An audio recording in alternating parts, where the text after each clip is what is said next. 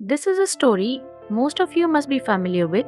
Let's learn the value of time with the moral stories on time management in an interesting way. A short story about not wasting time. Focus on the rocks, stop wasting time. A philosophy professor once decided to teach the students some valuable lesson about time management. This is one of such moral stories on time management to teach the value of time. So he stood before his class with some items on the table. When the class began, wordlessly he picked up a big and empty jar and proceeded to fill it with rocks about 2 inches in size. He then looked towards the class and asked the students if the jar was full. They all agreed to it that it was full. So the professor then moved to pick up a box of pebbles and poured them into the jar. He shook the jar gently. The pebbles, of course, rolled through the gaps between the rocks.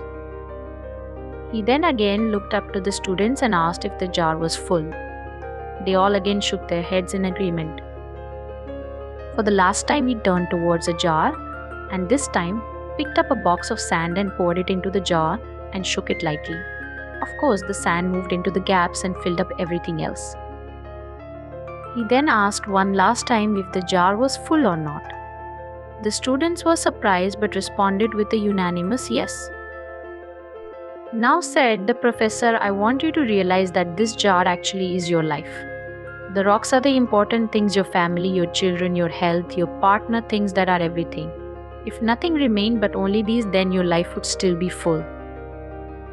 The pebbles are the other things that matter, like your job, your career, your house. The sand is everything else. The small stuff, the unimportant stuff.